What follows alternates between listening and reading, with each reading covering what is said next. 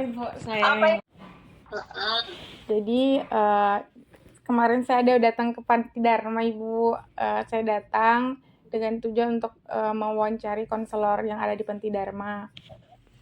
Terus juga yang ingin saya jadikan fokus atau yang ingin saya wawancara itu terkait dengan proses konseling di Panti Dharma Ibu.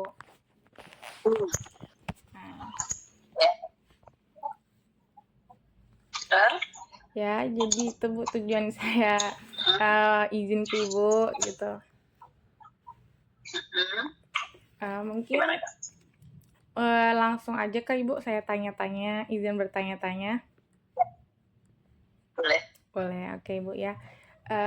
Mungkin pertanyaan yang awal ini Bu, untuk di Panti Dharma itu sendiri ada berapa jumlah konselor Ibu, dan untuk setiap konselor itu memegang berapa banyak orang nah Ibu di Panti Dharma? Saya sebut di tahun ini aja ya, kalau yang tahun lalu sudah berlalu ya. Kebetulan kalau dari lembaga kami hanya satu. Satu ya Bu. Okay. Dan saat ini data yang ada yang nanti kami beri konseling itu ada 14 anak. Data yang artinya begini, di lembaga kami ini saat bekerja sama dengan lembaga lain termasuk dengan panti, itu kan tidak bisa konseling tanpa data.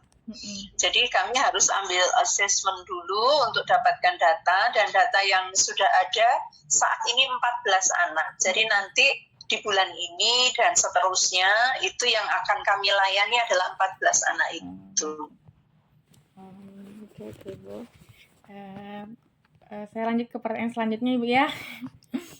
Kalau untuk mungkin jadi Ibu untuk bisa menjelaskan sedikit nih Bu tentang secara singkat aja bagaimana proses konseling yang Ibu sudah coba terapkan di Panti Dharma Ibu, dan sejauh ini teori-teori apa yang atau pendekatan-pendekatan konseling apa yang biasa Ibu gunakan di Panti Dharma, dan menurut Ibu seberapa efektif Ibu?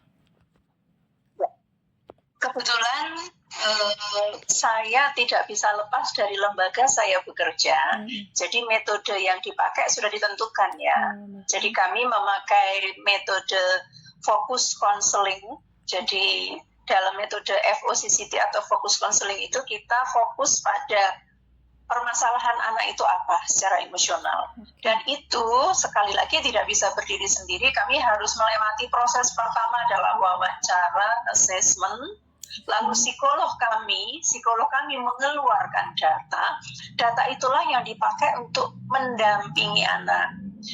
Dengan data yang ada itu, karena data itu ada 3 lembar yang isinya mulai dari macam-macam ya, ada fase perkembangan, ada IQ 12, kemudian ada IQ intelektual, lalu ada kepribadian, itulah yang dirangkum.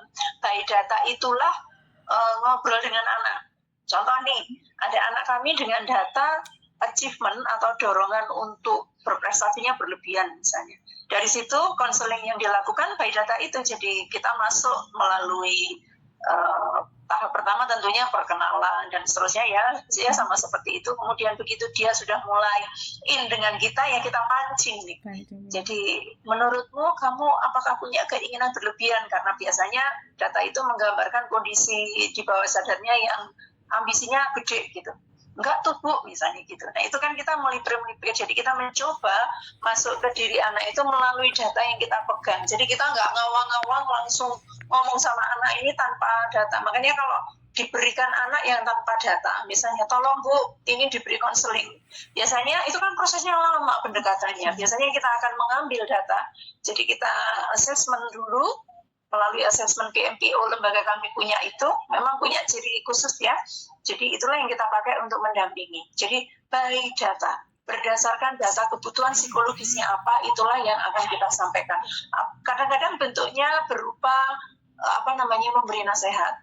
Kadang bentuknya bimbingan, artinya memancing anak untuk bercerita lebih banyak. Dari situ kita mulai masuk menguatkan. Jadi per anak berbeda-beda. Ada metode yang pernah dipakai itu anak diminta menggambar ulang. Jadi dulu kan sudah assessment diminta gambar ini, coba gambar. Dari gambar itu kita ngobrol-ngobrol, karena tidak semua anak bisa dengan cara yang ya biasa ngobrol gitu ya. Ada yang agak tertutup. Berarti itu memang agak lama biasanya kalau yang agak tertutup itu. Seperti ini Kak jawabannya. Oke Bu, terima kasih. Terus Ibu, kita lanjut ke pertanyaan selanjutnya. Ini gimana untuk fokusnya itu bagaimana membangun hubungan dalam konseling. Bagaimana Ibu membangun hubungan awal yang nyaman agar yang Ibu lagi konseling ini merasakan percaya diri dalam proses konselingnya Ibu. Memang tidak bisa lepas dari mungkin pengalaman kali ya. Iya, karena saya di bidang pendampingan ini sudah cukup lama ya, sejak tahun 2001. Jadi kadang lupa pakai metode atau enggak. Karena begitu kenal orang itu ya chemistry biasanya memang harus dibangun terlebih dahulu ya. Begitu anak mulai ngobrolnya tuh nggak langsung gitu, memang enggak ya, memang ngobrolnya kan pertemuan sudah 2 kali kan. Yang pertama waktu assessment itu sudah ketemu, lalu ketemu yang kedua ini jadi biasanya sudah anak sudah kenal kita terlebih dahulu, itu keuntungannya. Kemudian kita ngobrol-ngobrol ringan, dan biasanya ada satu statement yang sering saya sampaikan. Kalau misalnya Bu Mer bertanya, kamu nggak mau jawab, boleh loh kamu nggak menjawab. Dan itu cukup efektif selama ini, membuat anak jadi nggak tertekan. Dan selalu memperhatikan mimik, selalu memperhatikan gaya anak. Jadi kadang anak itu nggak nyaman, begitu kalau nggak nyaman ya, kamu lagi enak nggak sini ngobrol sama Bu Mary gitu. Kalau lagi nggak enak, sebentar ya, saya harus ngasihkan kunci ke ada saya, maaf sebentar. Saya masuk dulu. Maaf ya, kebetulan nggak apa-apa Ibu. Di kantor satunya lagi ada assessment, jadi ada asesor yang mau assessment. Jadi begitu biasanya kalau ada bahasa tubuh yang nggak nyaman, biasanya ya dialihkan. Ada satu trik yang saya pakai dan cukup efektif di panti ini, adalah memberi reward. Reward itu bentuknya adalah pulpen, ada juga bentuknya permen. Jadi mereka ada memang sisi yang saya perhatikan jadi model kebiasaan ya. Kalau saya datang yang diminta sebenarnya permennya atau pulpennya atau pensilnya, ada unsur itu. Tapi mereka juga tahu aturan bahwa kan mereka tahu ya siapa nanti yang akan ketemu konselor, siapa yang enggak gitu kan, sudah kita atur terlebih dahulu. Jadi misalnya hari ini ketemu 3 anak itulah yang akan dapat pulpen. Karena dalam proses itu mereka juga mencatat. Ada satu hal yang menarik ya, pulpen itu sebenarnya sarana untuk mencatat. Jadi biasanya saya punya kayak note gitu, kayak note gini kecil-kecil, dan itu saya beli yang agak menarik memang. Jadi saya beli agak menarik. Kemudian ini nanti ada PR ya gitu. Jadi saya ambil satu, saya kasihkan dia pulpennya, kan ini pulpen untuk kamu ya, tapi pakai nulis dulu. Pada saat itu dia akan menulis hal-hal yang penting, contoh nanti misalnya kamu lebih banyak melakukan apa ya, misalnya gitu. Atau nanti kalau ketemu teman yang memancing marah, nanti kamu tarik nafas ya, atau apapun. Berdasarkan data tadi ya, berdasarkan data hasil assessment tadi, itulah yang diberikan kepada anak sebagai PR. Kenapa begitu? Karena kalau hanya ngobrol itu mungkin akan lupa, tapi kalau catatan itu setidaknya nggak langsung hilang lah. Saya biasanya berpesan untuk itu tolong disimpan.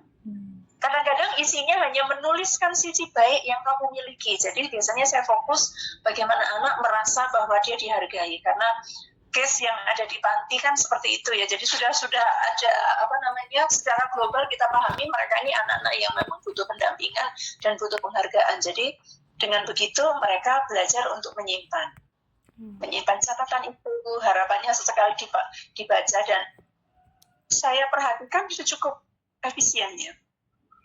Saya hanya bisa melihat bahwa respon mereka pada saat saya datang yang berikutnya, padahal saya sudah nggak ketemu dia gitu ya, saya ketemu temannya, saya merasakan respon mereka cukup hangat, bahkan kadang kan saya lupa namanya gitu ya, kalau tidak buka buku lupa, tapi dia bisa mengingat gitu dan memberi respon gitu, respon yang menyapa dengan lebih gitu. Dan misalnya saya datang, kemudian saya didampingi sampai masuk ke ruangan. Bagi saya itu satu hal positif bahwa ada hubungan kedekatan yang terjalin yang bisa dirasakan, sehingga mereka tidak hanya merasa bahwa saya ini hanya mengambil data, karena mereka juga cukup paham, ada banyak di sini tuh yang hanya tanya-tanya kok gitu ya. Tapi mereka merasa bahwa mereka juga diperhatikan. Jadi ada tambahan bahwa ada satu unsur ketulusan yang diberikan bukan sebagai konselor saja, tapi juga sebagai pribadi, di mana mereka ini membutuhkan orang-orang yang peduli, hanya sekedar mempedulikan hey apa kabarmu, hanya menanyakan gitu, kamu tadi sudah makan belum gitu, kok misalnya kamu agak lemes, kamu sakit kah misalnya. Pendekatan semacam itu cukup masuk ternyata kepada mereka. Itu Kak. Okay. Menjawab belum dengan yang ditanyakan? Alhamdulillah terjawab Ibu. Terus Ibu, kan dalam konseling tuh ada beberapa asas yang memang harus kita patuhi dalam proses konseling. Nah, salah satunya itu kan asas kerahasiaan. Nah, terus untuk penerapan Ibu sendiri untuk memegang teguh asas kerahasiaan itu dalam proses konseling itu bagaimana Ibu? Oh iya, kalau itu tentu ya. Jadi makanya yang memegang data itu tentunya hanya yang kompeten ya. Data itu diberikan kepada pihak yang kompeten di panti, itu satu. Kemudian yang kedua, kita tidak menunjukkan data itu pada siapa-siapa. Data yang kita pegang itu adalah data yang ada di kita. Jadi siapapun yang nggak boleh membaca, nggak boleh melihat ya. Kecuali pihak panti memang membutuhkan, karena beberapa kali pihak panti ingin pendalaman, misalnya si A, si B, si C, Bu, tolong dilihat, dibacakan, dan kami harus bagaimana. Nah, itu baru kami buka ya. Memang nggak dibuka kemana-mana. Jadi cukup bahkan kepada yang bersangkutan sekalipun ya pembicaraan kita ini pembicaraan kita. Jadi jangan juga dia ini terus menceritakan pada temannya, walaupun ada potensi itu. Kemudian memang di panti ini saya perhatikan ada beberapa yang tidak private. Contoh nih, tempat kita ngobrol itu kadang-kadang lalu lalang ada orang gitu. Itu memang membuat nggak nyaman sebenarnya, tapi ya tetap kita jaga. Misalnya pas ada orang jadi kita terus diem, itu ada unsur itu gitu. Saya nggak tahu apakah ini menjadi hal yang termasuk data itu tersebar atau tidak, tapi memang situasinya yang tidak mendukung untuk kita sangat private. Tapi kalau datanya ya kita simpan dengan sangat proper, dan bahkan temannya juga enggak kita tunjukin, jadi ini temanmu ya, enggak. Kita hanya fokus pada yang bersangkutan dan kita membimbing dia. Bahkan memang pesan-pesan itu ada, jadi nggak usah cerita ke teman ya. Bahkan sebelum itu biasanya anak juga, Bu, jangan diceritain ya ini ke Pak ini, Bu, ini jangan ceritakan ke teman, ada begitu. Jadi saya kira cukup terukur lah bahwa ini nggak akan keluar kemana-mana. Oke, baik Ibu. Lanjut ke pertanyaan selanjutnya Ibu, ini mengenai keterampilan komunikasi. Terus bagaimana sih Ibu bisa menggunakan keterampilan komunikasi untuk memahami kondisi anak-anak yang Ibu lagi pegang dalam proses konseling secara efektifnya Ibu? Kalau mendapatkannya pasti dengan belajar. Saya tidak serta-merta bisa seperti ini. Jadi ada proses belajar yang cukup panjang.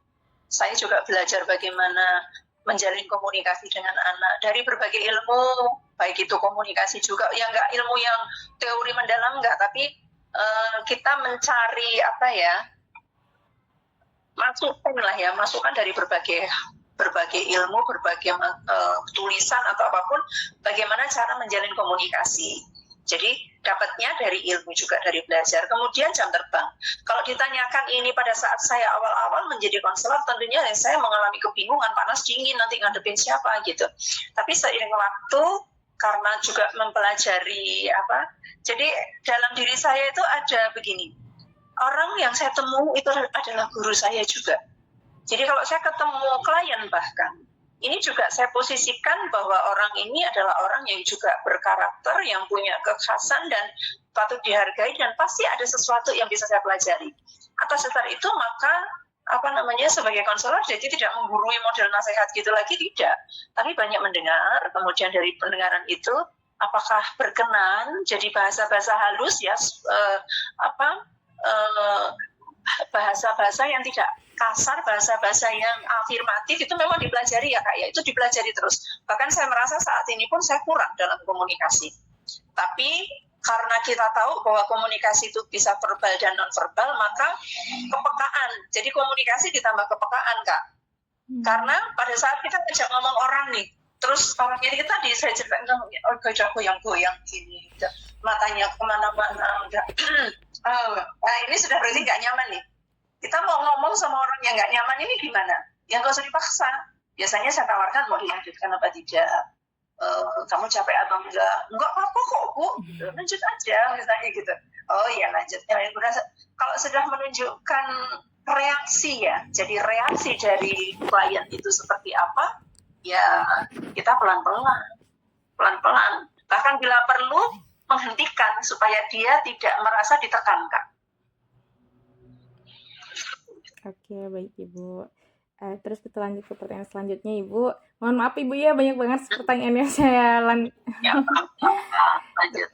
Terus dalam proses konseling itu Ibu, bagaimana Ibu mampu untuk mengendalikan atau mengelompokkan, mengidentifikasi permasalahan utama yang dialami oleh klien, terus juga bagaimana Ibu dapat membantu klien dalam menemukan solusinya, mengambil keputusan dari permasalahannya Ibu. Sebenarnya perlu assessment. Perlu data. Jadi kalau tanpa data, konselingnya akan gelambiar ya kemana-mana jauh gitu. Kita untuk menemukan inti persoalannya, bahkan yang dia ceritakan aja belum tentu itu kan. Tapi dengan data yang kami miliki, dengan data assessment yang bisa disajikan itu, dari situlah kita berangkat. Jadi kalau menemukan masalahnya, tentu yang pertama wawancara tadi, ngobrol, bahkan Pak Yono juga menyampaikan ini gitu ya. Jadi permasalahannya itu sebenarnya kombinasi dari, tapi kalau hanya ungkapan cerita orang atau cerita seseorang itu belum cukup bagi kami. Harus ditambah dengan data psikologis atau hasil assessment.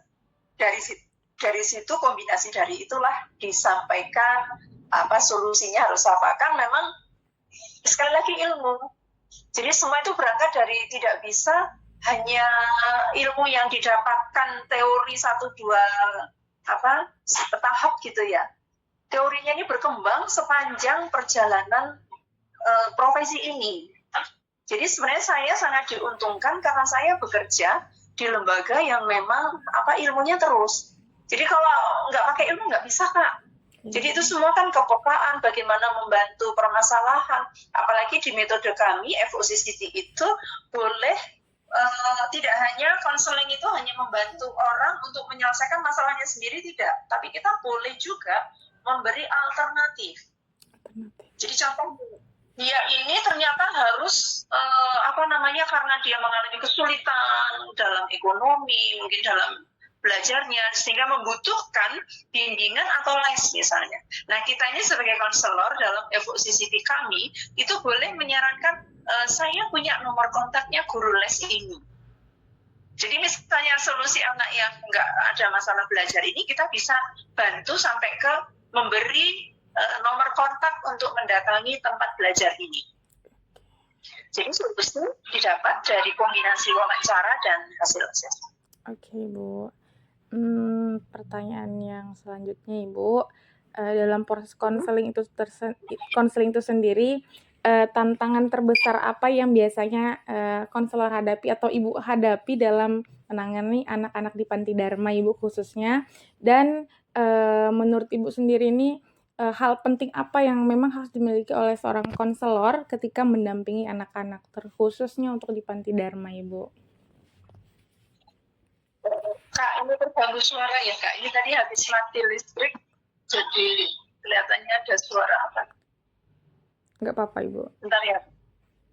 Terdengar ya, ada suara. Terganggu nggak? Enggak Ibu, enggak dengar saya.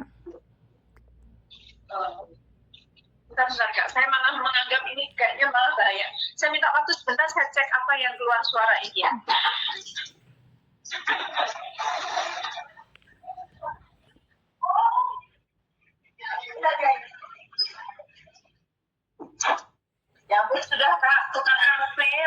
datang membersihkan, pantesan suaranya aneh. Asik. Baik, untuk di Panti Dharma ini tantangannya yang pertama kelembagaannya. Artinya seperti tadi, kondisi tempat untuk melayani anak ini tidak ada satu tempat yang dikhususkan. Dulu pernah ada dikhususkan, jadi tidak dicampur tangan dari luar, misalnya anak seliweran dan sebagainya, obrolan bisa nyaman gitu.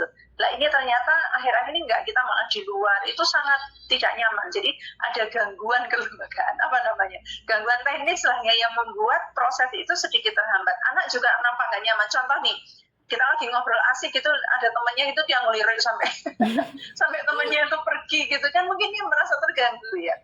Jadi saya merasa itu tantangannya. Jadi kemudian karena aja begini dalam diri setiap konselor, saya kira kita ini manusia. Pada saat melihat seprofesional apapun, kadang-kadang subjektivitas itu ada. Nah, saya kadang ada rasa iba yang agak berlebihan pada saat karena semuanya kondisinya kan dalam kondisi seperti itu ya di panti. Jadi subjektivitas. Jadi untuk ngerem subjektivitas untuk sangat objektif melihat itu juga tantangan tersendiri.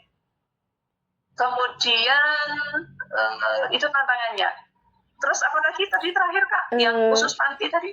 Yang hal penting apa Ibu yang harus dimiliki seorang konselor ketika dalam pos konseling, khususnya untuk mungkin di Panti Dharma ini mungkin ada hal yang memang harus, atau secara spesifiknya aja Bu yang harus dimiliki seorang konselornya?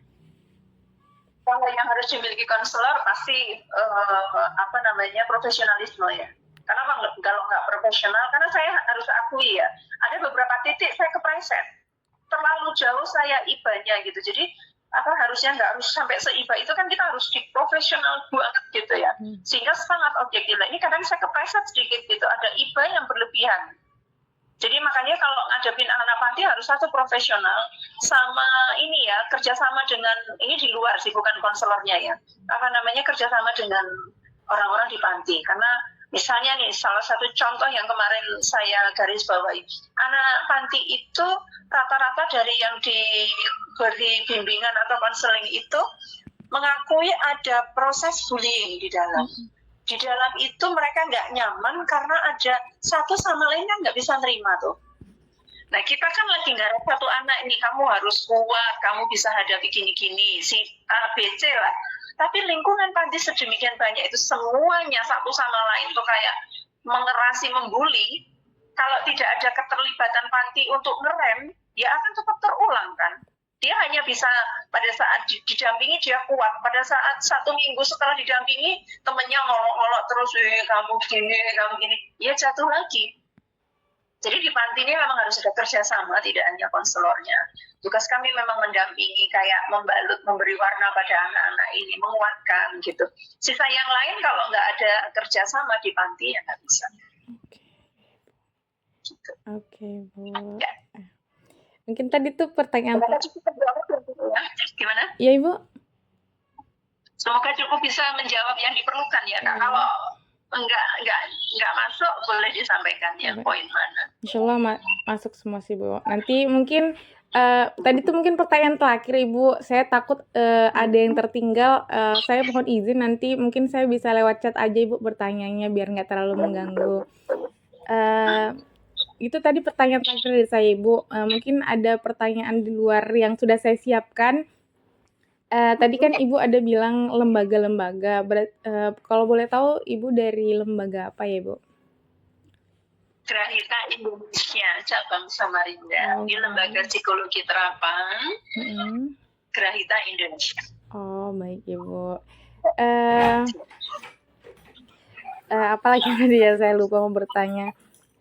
Saya kan kebetulan juga dari BKI nih Bu, yang kemungkinan ranah harusnya untuk kedepannya saya mungkin bisa menjadi seorang konselor gitu.